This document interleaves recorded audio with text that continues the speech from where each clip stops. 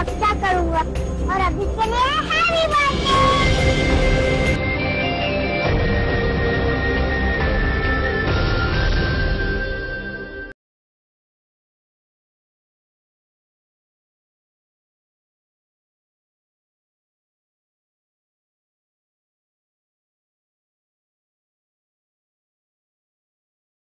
Young men tasked to do what military observers felt was impossible. Climb near vertical surfaces, dislodge well-entrenched, dug-in enemy soldiers in order to liberate a part of India.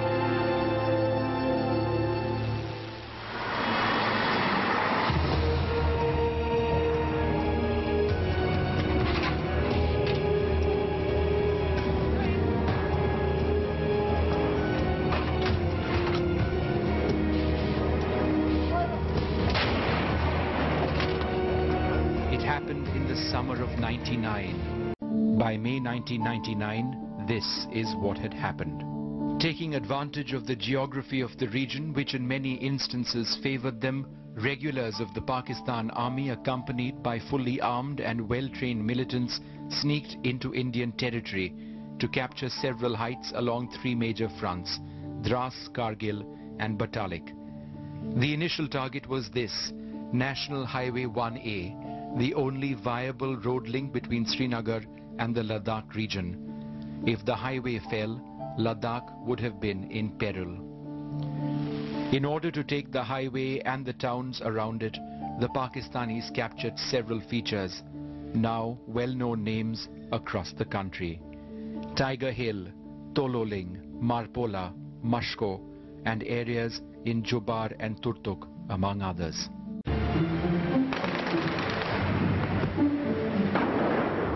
They were fighting in a place, on terrain, in climatic conditions close to hell.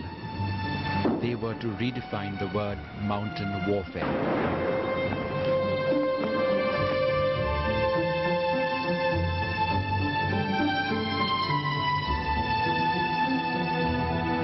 This is the man who ordered them to fight to the death if necessary.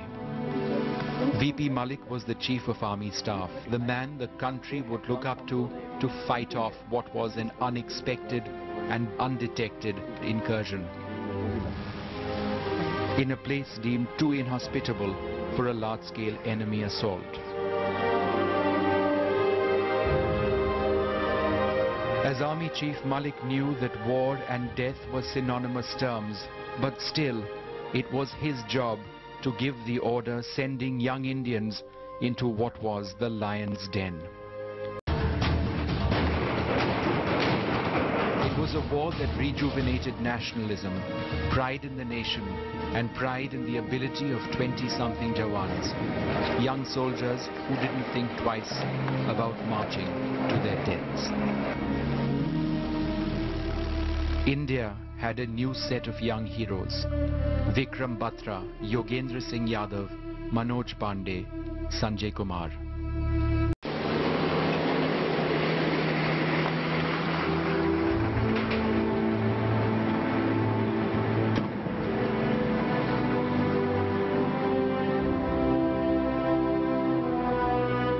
If there was ever one word to describe the Kargil war, it would have to be extreme.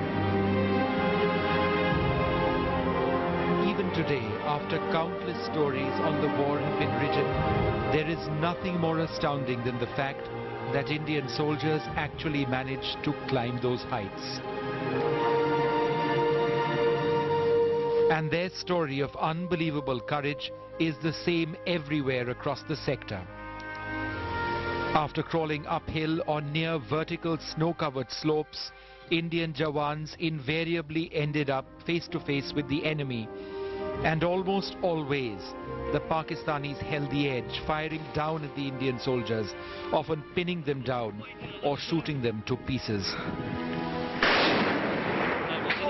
The lucky few who survived the barrage went on to close-quarter combat with the Pakistanis.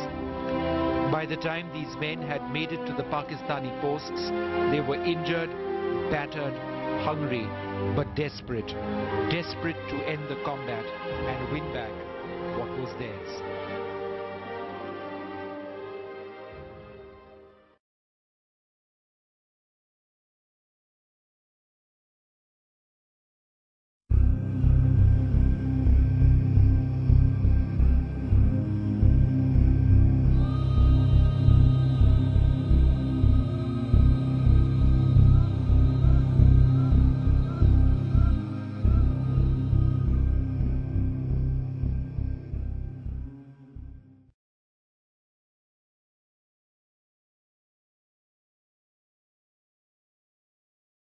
JN K rifles के इस 24 साल के captain को जब point 5140 पर कब्जे के लिए भेजा गया तो बस एक ही चीज थी जो विक्रम बत्रा के दिमाग में थी, वो थी अपने लक्ष्य को जल्द से जल्द पूरा करना।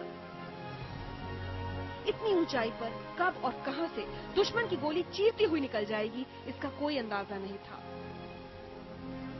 लेकिन विक्रम ने अपनी समझबूझ से सभी कठिनाइयों से लड़ते हुए पॉइंट 5140 पर कब्जा कर लिया।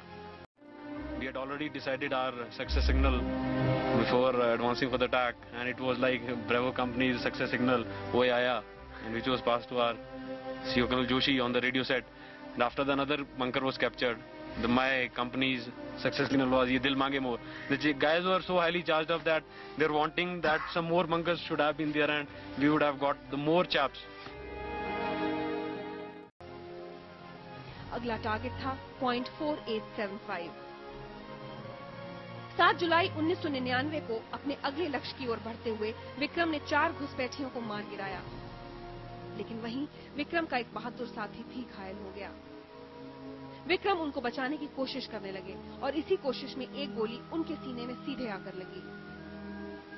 दोस्तों यारों के बीच शेरशाह कहलाने वाले कैप्टन विक्रम बत्रा एक अच्छे सैनिक का फर्ज अदा करते करते शहीद हो गए।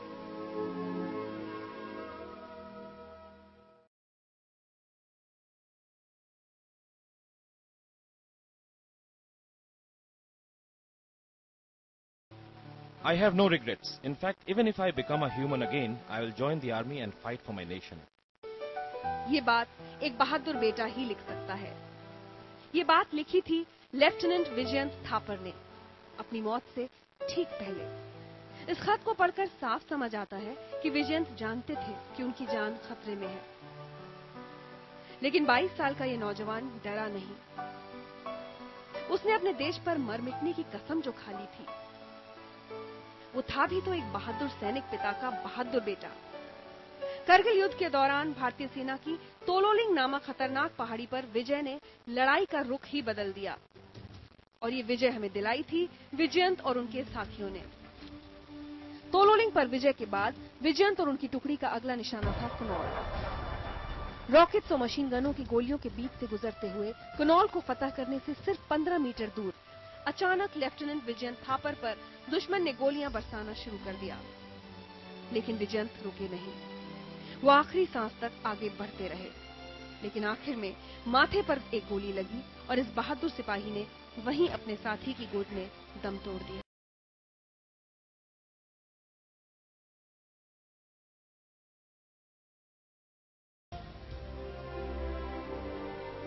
कैप्टन हनीफुद्दीन देश का एक ऐसा वीर जो आखिरी सांस तक देश के लिए लड़ा और अपनी मौत में भी वो अपने 33 साथियों को जिंदगी का तोहफा दे गया। 6 जून 1999 को करगिल युद्ध के दौरान हनीफ को तुर्तुक सब सेक्टर में घुसपैठियों पर धावा बोलने की जिम्मेदारी सौंपी गई। करगिल, बटालिक और तुर्तुक इन 3 क्षेत्रों पर दुश्मन ने गहरी चाल चलकर हिंदुस्तान की सरजमी पर चौतरफा हमला बोला था। दुश्मन के पास कितनी ताकत है और वो कब कहां से हमला कर देगा, इसका कोई अता पता नहीं था। और उससे भी खतरनाक थे पथरीले रास्ते और बर्फीली हवाएं, जो किसी भी शख्स को मौत से रूबरू करा देने के लिए काफी थी। लेकिन फिर वो पल आया जब मौत सामने खड़ी थी। दुश्मन की गोलियां सभी को मौत की घाट उतार सकती थी, लेकिन हनीफ दुश्मनों को मारने आए थे, अपनी टुकड़ी को मरवाने नहीं। उन्होंने साथियों को सुरक्षित जगह पर छुपने का आदेश दिया। जब तक बाकी सैनिक छुपते, कैप्टन हनीफुद्दीन अकेले ही दुश्मनों पर गोलियां बरसाते रहे।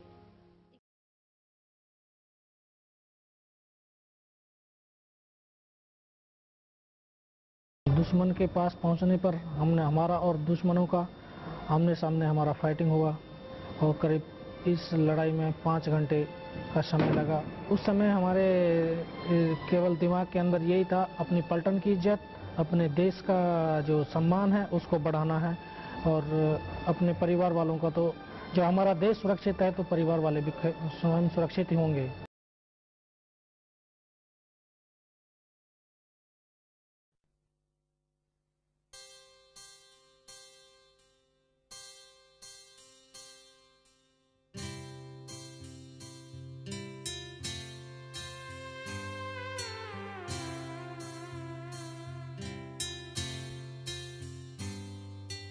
भारत हमको जान से प्यारा है, सबसे न्यारा गुलिस्तां हमारा है। भारत हमको जान से प्यारा है, सबसे न्यारा गुलिस्तां हमारा है। सदियों से भारत भूमि दुनिया की शान है, भारत माँ की रक्षा में जीवन कुर्बान है। भारत हमको जान से प्यारा है, सबसे न्यारा गुलिस्तां हमारा है।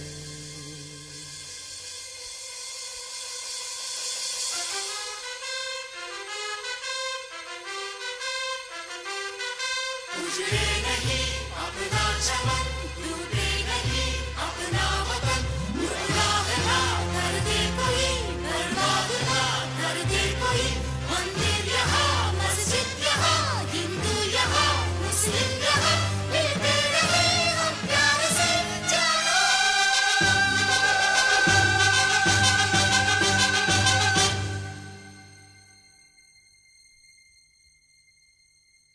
हिंदुस्तानी नाम हमारा है, सबसे प्यारा देश हमारा है। हिंदुस्तानी नाम हमारा है, सबसे प्यारा देश हमारा है। जन्मभूमि है हमारी, शान से कहेंगे हम, सब ही तो भाई भाई प्यार से रहेंगे हम। हिंदुस्तानी नाम हमारा है, सबसे प्यारा देश हमारा है।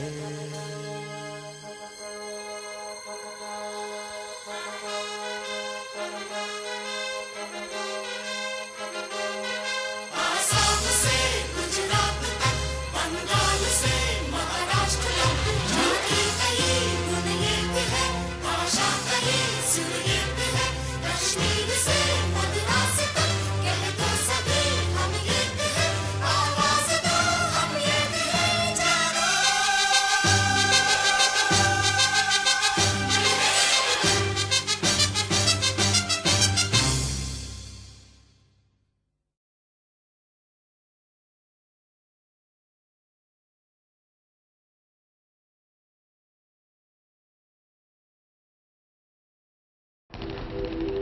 एक तरफ कोई देश की इज्जत के लिए जान दे रहा है, तो दूसरी तरफ कोई देश की इज्जत को नीलाम कर रहा है।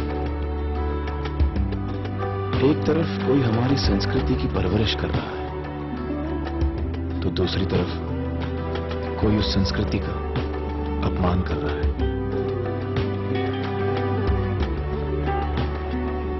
एक तरफ कोई इस देश के नाम पर कालिख लगा रहा है, तो दूसरी तरफ कोई मेहनत और ईमानदारी से उसी नाम को संवार रहा है। आप किस तरफ हैं? देश का सर झुकाने की तरफ या फक्र से उसे उठाने की तरफ? गर्व कीजिए अपने भारतीय होने पर। Take pride in being an Indian.